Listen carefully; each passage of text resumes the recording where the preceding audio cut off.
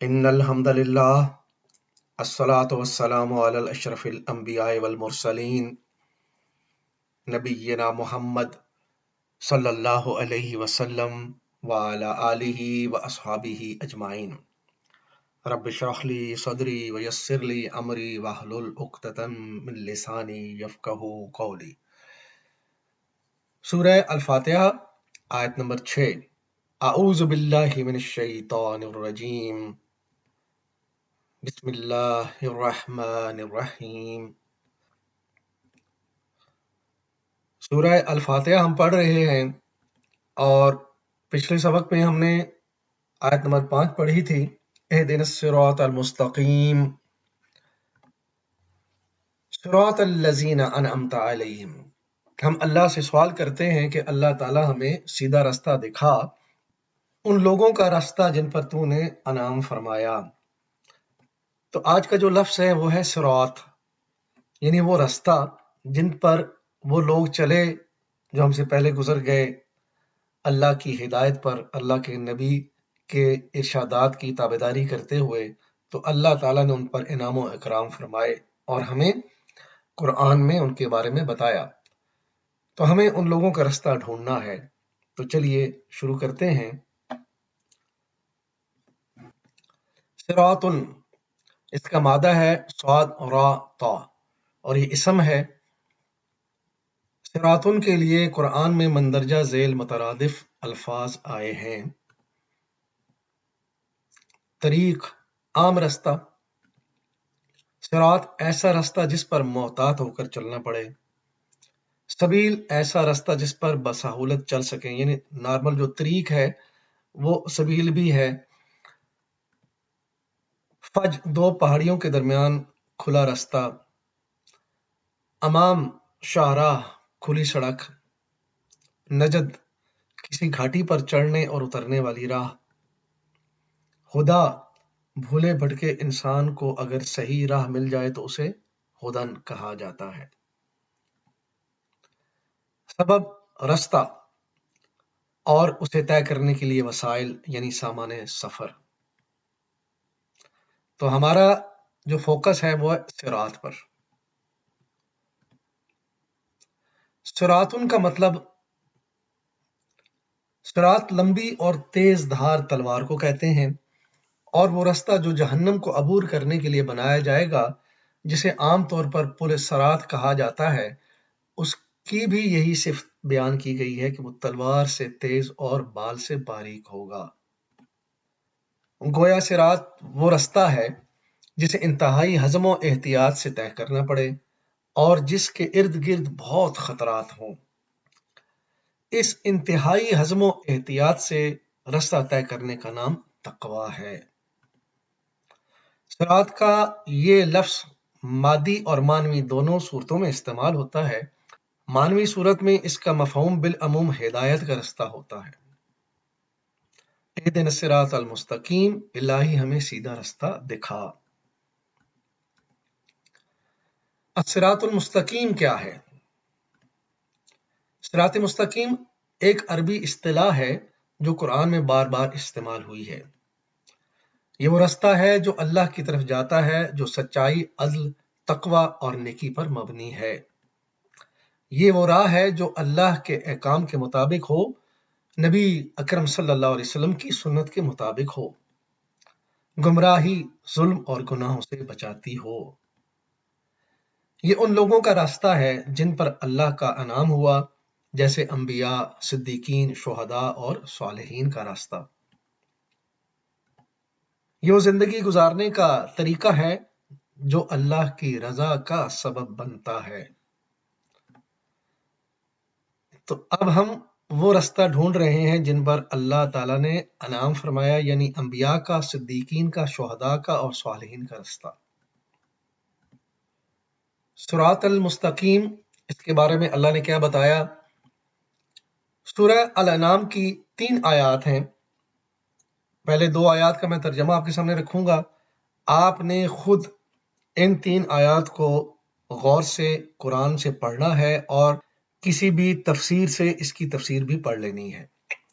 اے محمد صلی اللہ علیہ وسلم، ان سے کہو کہ آؤ میں تمہیں سناؤں تمہارے رب نے تم پر کیا پابندیاں عائد کی ہیں، یہ کہ اس کے ساتھ کسی کو شریک نہ کرو، اور والدین کے ساتھ نیک سلوک کرو، اور اپنی اولاد کو مفلسی کے ڈر سے قتل نہ کرو، ہم تمہیں بھی رزق دیتے ہیں اور ان کو بھی دیں گے، اور بے شرمی کی باتوں کے قریب نہ جاؤ، خواہ وہ کھلی ہوں یا چھپی ہوں، اور کسی جان کو جسے اللہ نے محترم ٹھہرایا ہے ہلاک نہ کرو مگر حق کے ساتھ۔ یہ باتیں ہیں جن کی ہدایت اس نے تمہیں کی ہے، شاید کہ تم سمجھ بوجھ سے کام لو۔ اور یہ کہ یتیم کے مال کے قریب نہ جاؤ مگر ایسے طریقے سے جو بہترین ہو، یہاں تک کہ وہ اپنے سن رشد کو پہنچ جائے، اور ناپ تول میں پورا انصاف کرو۔ ہم ہر شخص پر ذمہ داری کا اتنا ہی بوجھ رکھتے ہیں جتنا اس کے امکان میں ہے، اور جب بات کہو تو انصاف کی بات کہو، خواہ معاملہ اپنے رشتہ دار ہی کا کیوں نہ ہو، اور اللہ کے عہد کو پورا کرو۔ ان باتوں کی ہدایت اللہ نے تمہیں کی ہے، شاید کہ تم نصیحت قبول کرو۔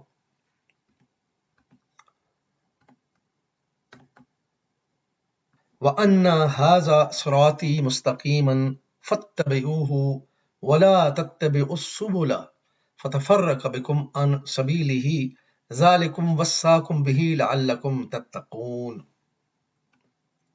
سورہ الانعام کی یہ 3 آیات ہیں، اور یہ آیت نمبر 153 ہے، اور یہ کہ یہی میرا سیدھا رستہ ہے، لہٰذا تم اسی کی پیروی کرو، اور دوسرے رستوں پر نہ چلو کہ وہ اس اللہ کے رستے سے ہٹا کر تمہیں پراگندہ کر دیں گے۔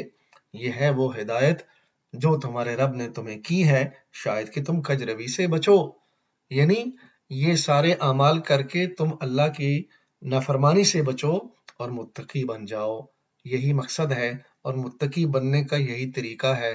صراط مستقیم کے بارے میں ان آیات میں اللہ نے بتایا، تو ان کو غور سے پڑھیں اور سمجھیں، اور یقین کریں کہ اگر یہ ساری باتیں جو ان 3 آیات میں ہیں اگر ہم پوری کر لیں، صحیح طریقے سے پیروی کر لیں، تو الحمدللہ ہم صراط مستقیم پر ہیں اور ہم متقی بن جائیں گے۔ تو یہ ہیں صالح اعمال جنہیں ادا کرنے سے مسلمان صالحین میں شامل ہوتا ہے، جس کے بارے میں ہم اللہ سے مانگتے ہیں کہ ہمیں ان صالحین کا انعام یافتہ لوگوں کا رستہ دکھا۔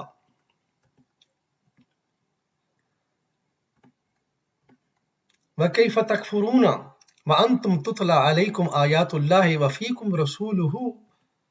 تمہارے لیے کفر کی طرف جانے کا اب کوئی موقع باقی ہے جبکہ تم کو اللہ کی آیات سنائی جا رہی ہیں اور تمہارے درمیان اللہ کا رسول موجود ہے۔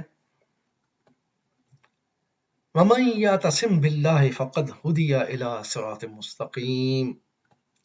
جو اللہ کا دامن مضبوطی کے ساتھ تھام لے گا وہ ضرور راہ راست پا لے گا۔ یہ سورہ آل عمران کی آیت مبارکہ ہے، اور اس میں دیکھیں کہ اللہ تعالیٰ نے بتایا کہ تم کفر کیسے کر سکتے ہو جبکہ تمہارے پر اللہ کی آیات پڑھی جا رہی ہیں اور رسول تمہارے درمیان موجود ہیں۔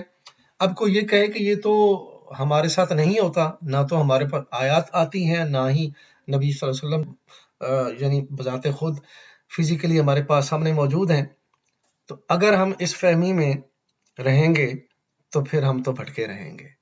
دیکھیے قرآن کی آیات روزانہ 3 بار آپ کے اوپر پڑھی جاتی ہیں، اور ہفتے میں ایک دن آتا ہے جس دن 4 بار پڑھی جاتی ہیں، یعنی نمازوں میں آیات تو ہمارے اوپر پڑھی جا رہی ہیں، لیکن اب یہ ہماری بدبختی ہے کہ ہم ان آیات کو سمجھتے نہیں ہیں۔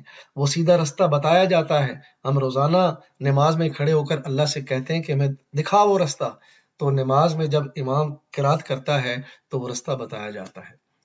ہر موقع کی آیات ہمارے سامنے موجود ہیں، وہ آتی ہیں، اور پھر نبی اکرم صلی اللہ علیہ وسلم اپنے احکامات سے اپنی صحیح اور مستند احادیث کی صورت میں اور اپنی سیرت مطہرہ کی صورت شکل میں ہمارے سامنے موجود ہیں، تو ہمارے پاس کوئی ایکسکیوز نہیں ہے۔